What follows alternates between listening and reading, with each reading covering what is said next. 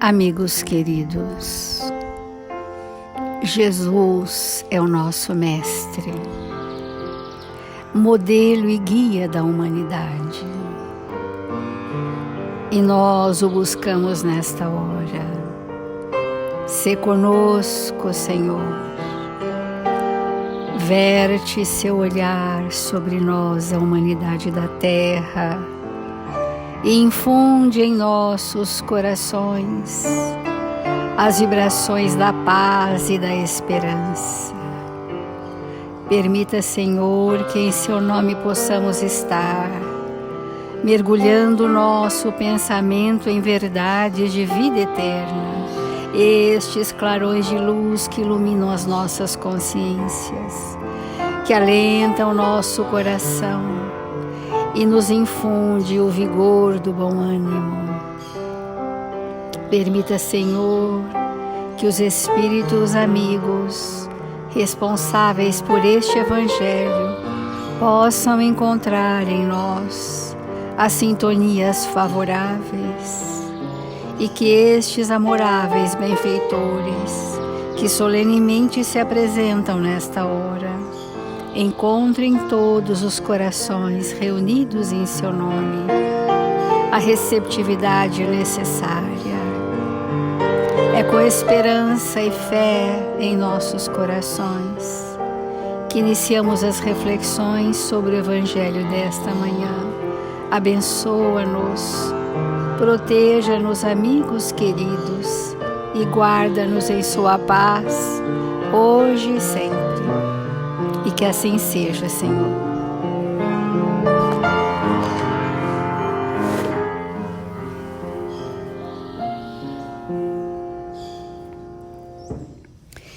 Hoje nós iniciaremos um novo capítulo do Evangelho, o capítulo 5, Bem-aventurados os aflitos.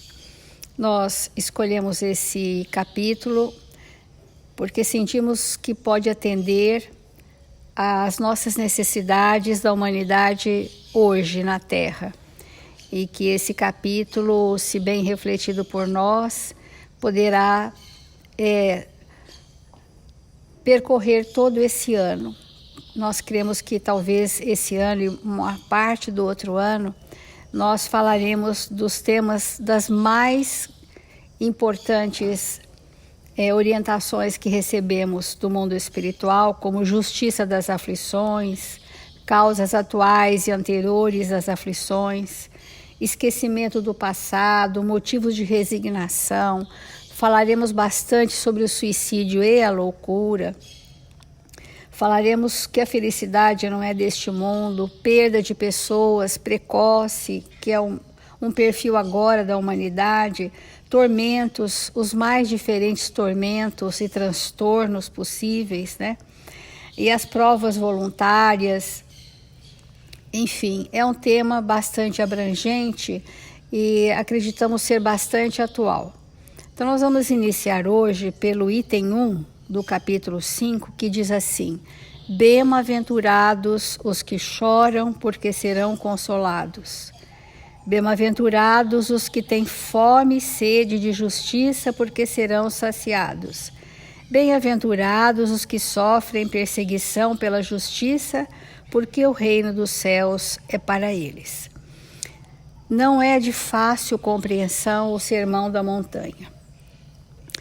Isto mostra para nós que Eurípides Barçanufo, buscando compreender o Sermão da Montanha como espírito, muito embora tivesse vivido a época do Cristo e ser o trabalhador da primeira hora, quando ele vai em Santa Maria, na primeira reunião mediúnica, a convite do tio, o senhor Mariano, ao sentar-se à mesa, ele faz uma pergunta aos espíritos, que ele gostaria que João, o evangelista, se comunicasse para explicar a ele o Sermão da Montanha.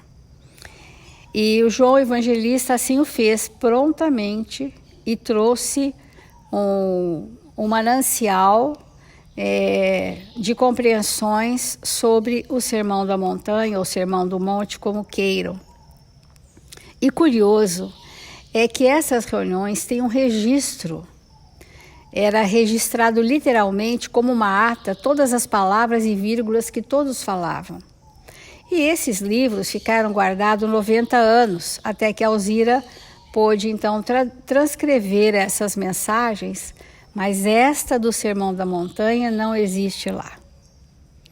E é bem interessante isso, porque na época de Eurípides, ainda Emmanuel não tinha trazido esse manancial de complementação doutrinária à obra de Kardec, né? E só depois, então, que isso veio, né? Então, a obra daqueles que complementaram a obra de Kardec é que vem trazendo os detalhes, os filigranas dessa complexidade que é entender a bem-aventurança aos aflitos. Hoje nós vamos só contextualizar o que Humberto de Campos, no livro Boa Nova, fala sobre o Sermão do Monte, para a gente sentir como nasce essa fala de Jesus, motivado pelo quê, né? Estava nos primeiros dias do apostolado um pequeno grupo de pessoas necessitadas que procuravam Levi, mas também procuravam Pedro. Então os necessitados procuravam muito os apóstolos, porque queriam sorver do reino de Deus, queriam ter esperança de progresso. E eles então buscavam essa multidão de aflitos. E Levi, ainda com o modelo do reino dos céus, o modelo dos homens, gostaria muito de ajudar Jesus, trazendo o modelo dos homens para o cristianismo nascente na terra. Afinal, disse ele aos infortunados que o procuravam: o novo reino congregará todos os corações sinceros e de boa vontade que desejem manter-se como filhos de Deus, mas que podeis fazer em situação em que vos encontrais. Então ele fala, olha, é para todos que querem se filiar, se irmanar como filhos de Deus. Mas olhou para essa multidão de aflitos e disse assim, mas que podeis fazer na situação em que vos encontrais? E especificamente dirigiu-se a 3 deles, dizendo, Lisandro, aleijado como és, e tu, Áquila, não foste abandonado pela própria família, sob o peso de sérias acusações? E tu, Pafos, acaso edificarias alguma coisa em tuas atuais aflições? Era o pensamento dele. A palavra de Levi causou uma dor sem limites nos infortunados e nos aflitos, porque eles foram considerados sem condições de colaborar no reino de Deus. Então vai chegando Jesus e Levi relata para Jesus aquilo que havia acontecido. E Jesus, compassivamente, começa a envolver os apóstolos, né? E diz assim,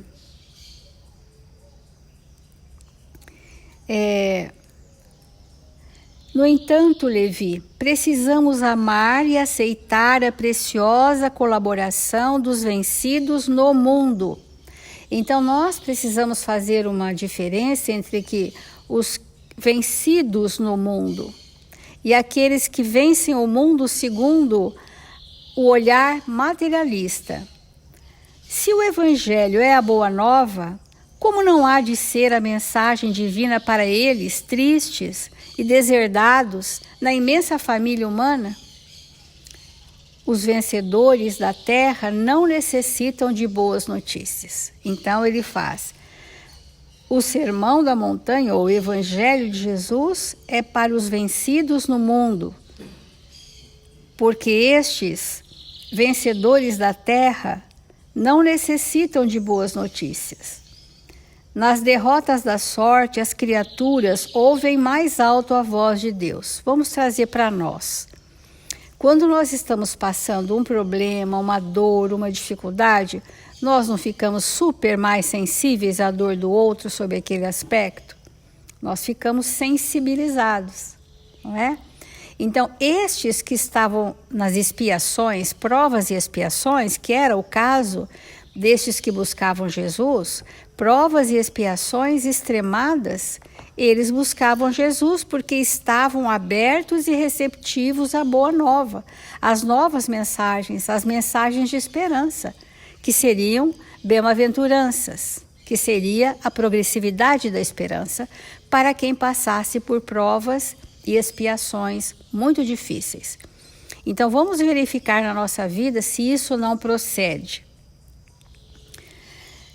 Buscando os oprimidos, os aflitos e os caluniados, sentimos-los tão unidos ao céu nas suas esperanças que reconhecemos na coragem tranquila que revelam um sublime reflexo da presença do nosso Pai em seus espíritos.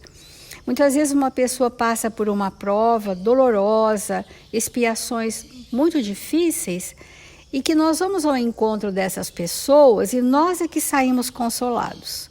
Nós saímos fortalecidos, nós saímos levando o grande exemplo que ela nos traz.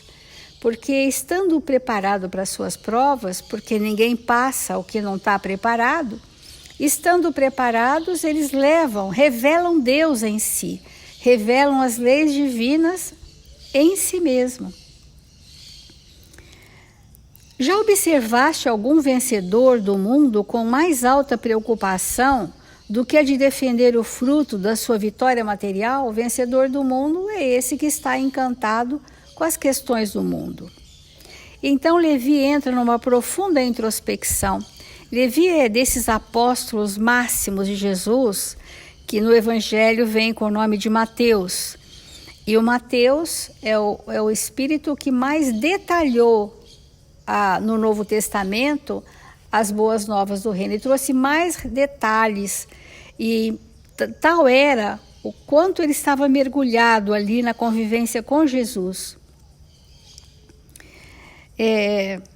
Quem governa o mundo é Deus, disse Jesus. E o amor não age com inquietação. Agora levou Levi a imaginar. Imagina, Levi, o que seria se os triunfadores do mundo viessem até nós ensarrilhando as suas armas, tipo um exército. Figuremos alguns generais romanos vindo a Cafarnaum. O que eles iriam implantar no reino de Deus? A luta, o poder, as hierarquias, como eram ainda os valores que professavam, né? Por não estarem no íntimo desarmados das vaidades, das vitórias, edificariam suntuosos templos de pedra. E isso depois veio a se confirmar, né? Depois, muitas dos templos religiosos que não tiveram como modelo a Casa do Caminho foram suntuosos templos de pedras. Isso aconteceu. Então, ainda disse Jesus, até que a esponja do tempo absorva as imperfeições terrestres, diante de séculos de experiência necessária, os triunfadores do mundo são pobres seres que caminham por entre tenebrosos abismos. Vemos hoje, sempre contextualizando e atualizando o pensamento de Jesus, vemos hoje que esse perfil ainda é muito vivo, né? Caminham por entre tenebrosos abismos. Até que a esponja do tempo possa reorganizar os nossos sentimentos, ainda levariam milênios.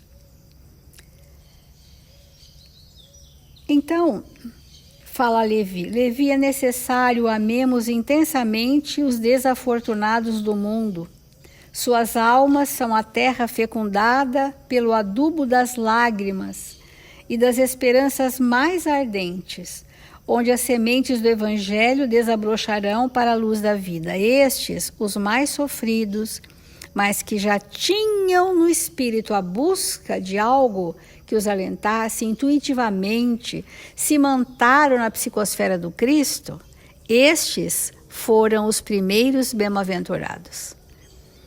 Porque creram, porque confiaram, porque se entregaram docilmente às sábias leis, e fizeram de suas vidas os mais impressionantes testemunhos do cristianismo. Eles saíram das convenções nefastas e dos enganos do caminho terreno e bendizem ao nosso Pai, e por isso que são os bem-aventurados, porque nem todos os que sofrem porque sofrem são bem-aventurados. Porque podemos sofrer com revolta, com indignação, achando que não merecemos, inconformados, abandonarmos o compromisso, depositarmos o nosso fardo na porta do vizinho, como diz Emmanuel, não é? Então, as bem-aventuranças, e a gente vai devagar caminhando com esse entendimento, é para esses espíritos dóceis que, sob a ganga das dores mais acerbas. E então Jesus, pela primeira vez, pregou as bem-aventuranças, e sua voz caía como um bálsamo eterno sobre os corações desditosos. Bem-aventurados os pobres e os aflitos. Bem-aventurados os sedentos de justiça e misericórdia. Bem-aventurados os pacíficos e os simples de coração. Por muito tempo falou do reino de Deus, onde o amor edificaria maravilhas perenes e sublimadas. Suas promessas pareciam dirigidas ao incomensurável futuro da humanidade. Futuro este que se estendeu até esse milênio, onde nós tivemos oportunidade de absorver partes da verdade a nós concedidas, para que pudéssemos fazer o nosso processo de ajuste com as leis.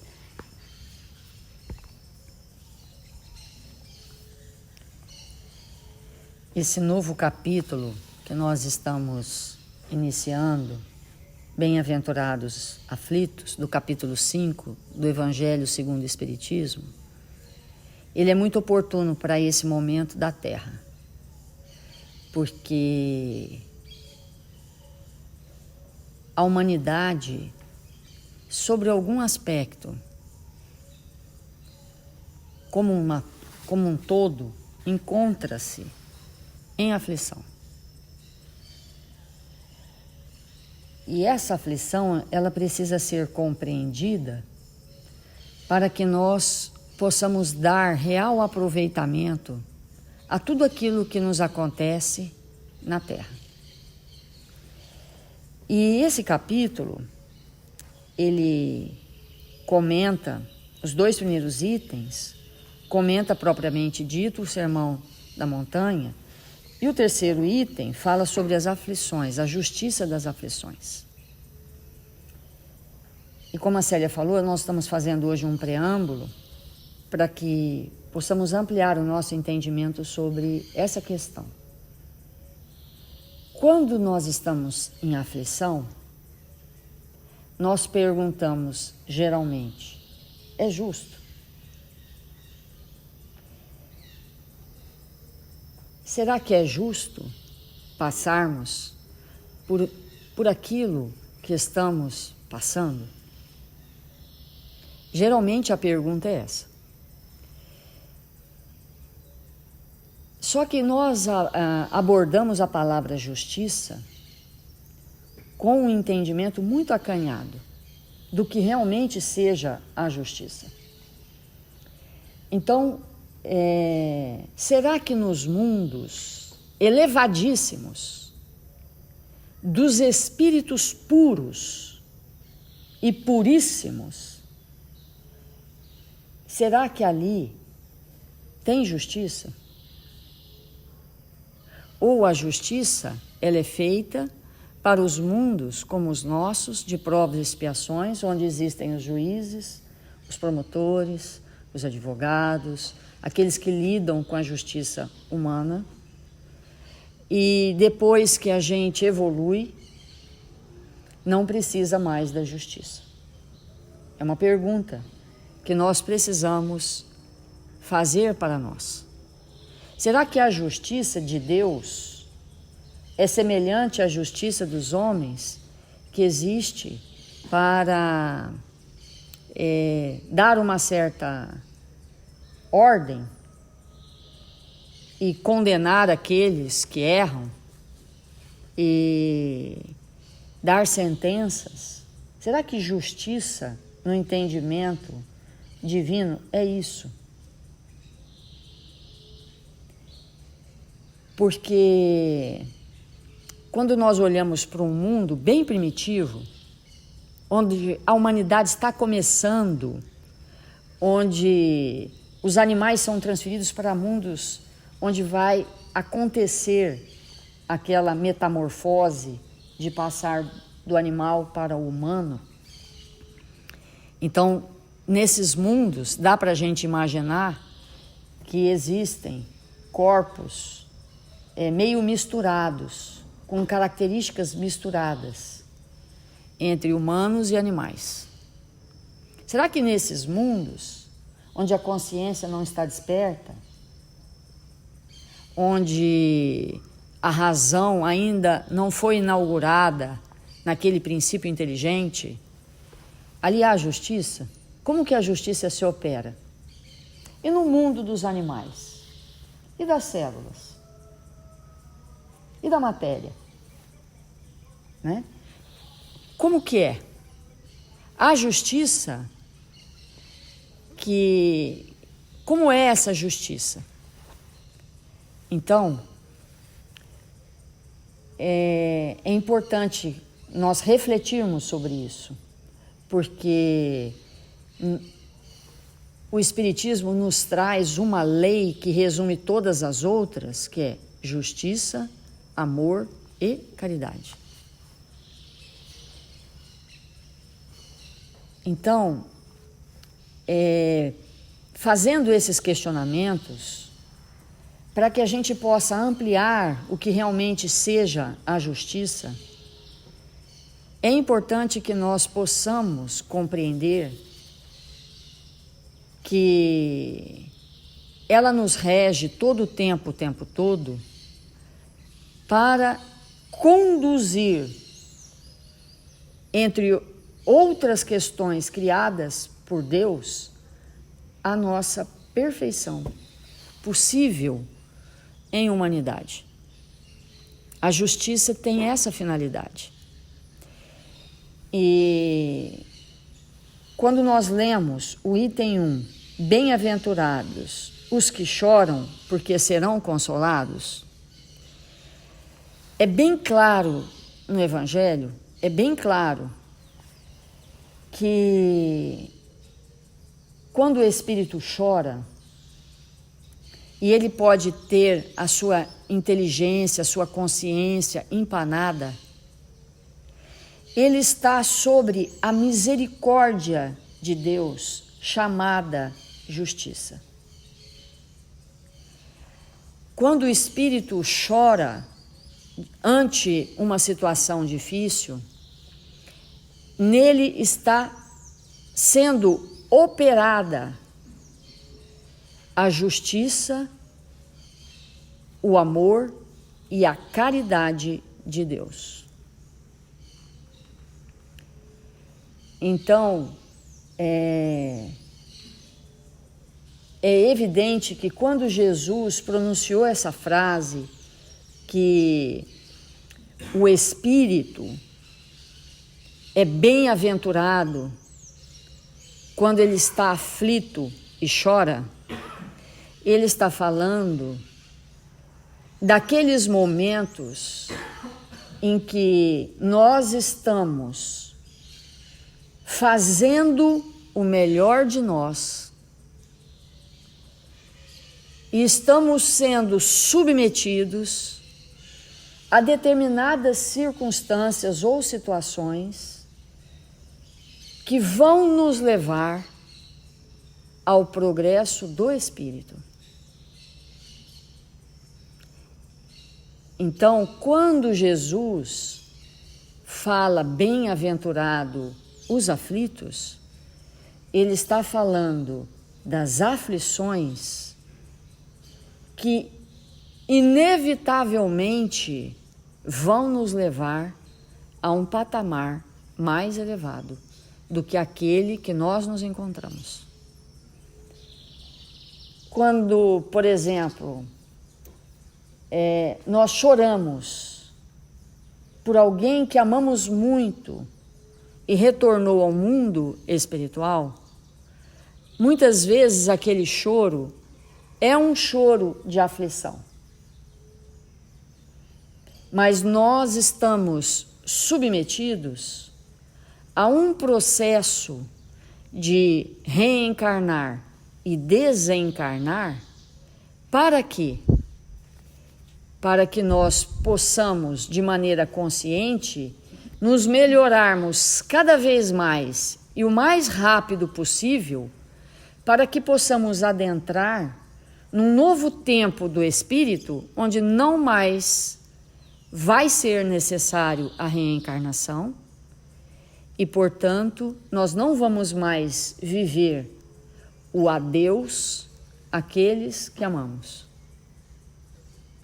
Isso não será mais necessário aos nossos espíritos. Então, quando um espírito se sente aflito porque alguém partiu e ele está ali debruçado sobre aquele corpo imóvel, já frio,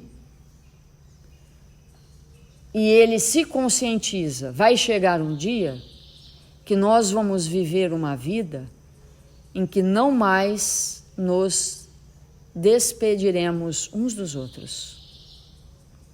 Mas para isso, vai ser necessário sermos submetidos a todas as vicissitudes possíveis e imaginárias próprias de um mundo de provas e expiações, onde em nenhuma circunstância nós vamos nos revoltar, nós vamos questionar de maneira rebelde a justiça divina, onde nós vamos nos submeter às vicissitudes para estabelecer em nós profundo aprimoramento espiritual. Então, quando nós pensamos dessa maneira, nas aflições, quando existem os reveses materiais, os reveses emocionais, eles trazem para nós lições profundas de aprimoramento dos nossos espíritos, necessários para que nós possamos avançar. Então, esse momento altamente previsto por Deus e pelos espíritos que com Jesus dirigem esse planeta sobre o seu comando, tudo o que está acontecendo era totalmente previsível. Porque quantos milhares de planetas existem no universo que passaram por esse momento que nós estamos passando de provas e expiações, em que as pandemias varreram os orbes. Isso não é uma coisa exclusiva da Terra.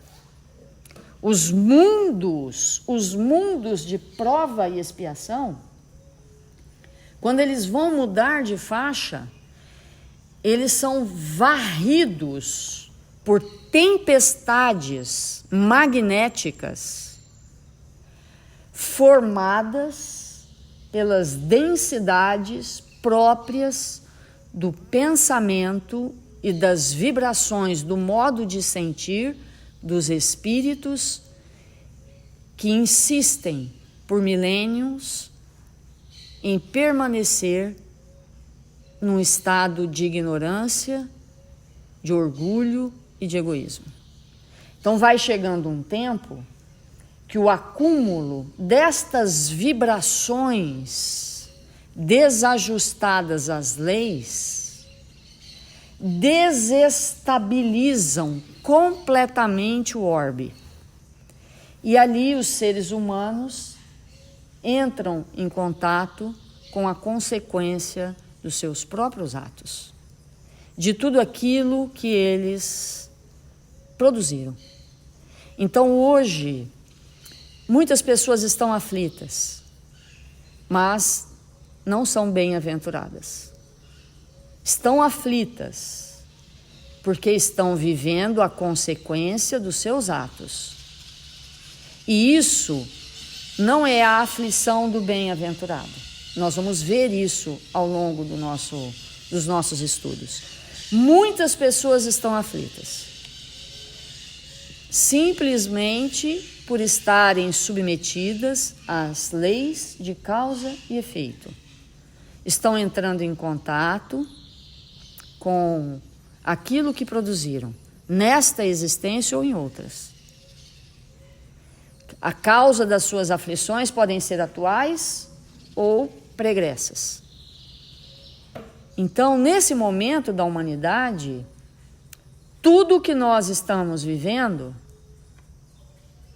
e estamos passando é fruto, quando nós dizemos da justiça de Deus, a justiça de Deus não pune, mas consta da justiça de Deus a lei de causa e efeito. Então nós estamos sendo submetidos à consequência dos nossos atos.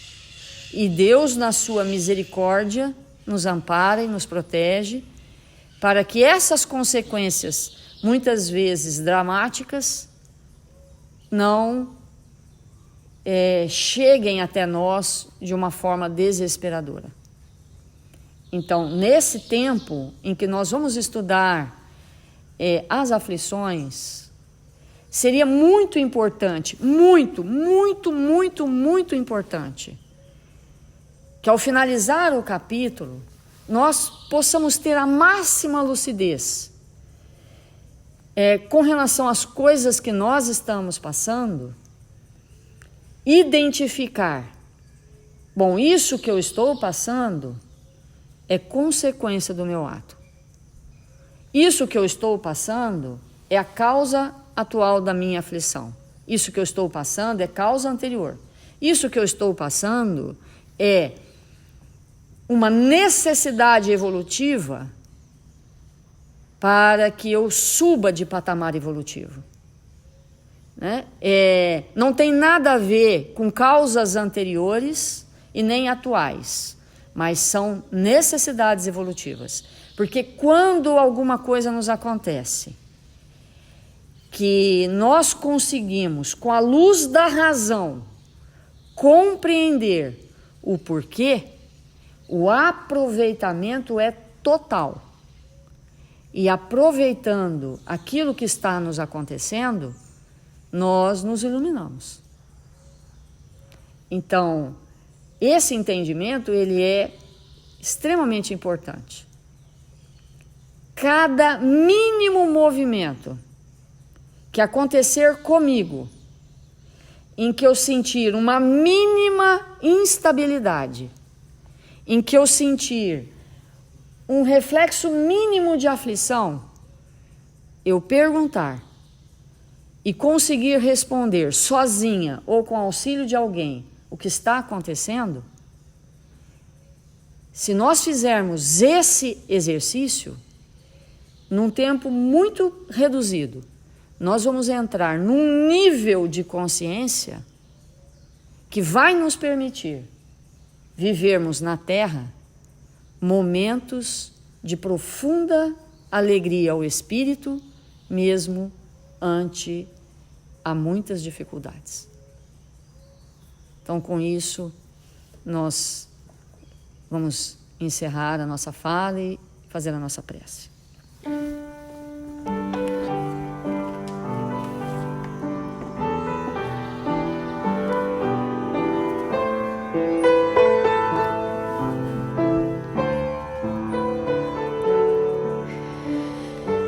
Senhor Jesus, divino amigo das nossas vidas, nós nos encontramos aqui, desejosos de Te buscar, de sentir a Sua presença em nós, conosco, para que, aprendendo cada vez mais, possamos aproveitar, Senhor, amplamente a nossa existência na terra. Que sejamos nós, os espíritos, a aproveitar cada segundo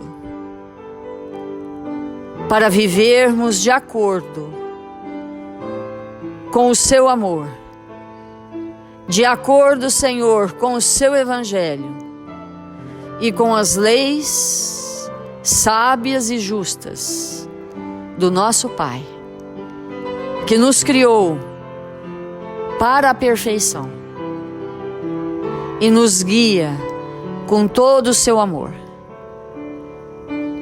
Que nesta hora abençoada, Senhor, nós possamos rogar aos espíritos que aqui presentes estão para nos amparar, que possam visitar nossos irmãos necessitados de amparo, encarnados e desencarnados, e que eles possam ser encontrados nesse instante e abençoados, socorridos por esta equipe que se encontra em seu nome. Que os nossos irmãos desencarnados, ligados aos nossos corações, possam ser trazidos para os ambientes espirituais da nossa casa e de todas as casas irmãs, para receberem os primeiros socorros, serem acolhidos com ternura, com brandura, para que cheguem ao mundo espiritual, amparados pelo seu amor, Senhor. E nesta hora, uma vez mais, olhamos para a nossa nação, Senhor, para o Brasil, para a pátria amada. E nesse movimento, Senhor, rogamos que todos os nossos irmãos brasileiros possam assumir o seu lugar, tornando-se honestos, operosos no bem. Que não sejamos mais aqueles a destruir as nossas florestas. Que não sejamos mais aqueles a comprometer a fonte de água viva que jorra em nosso país. Que sejamos nós a proteger o ambiente em que fomos plantados pelo Senhor.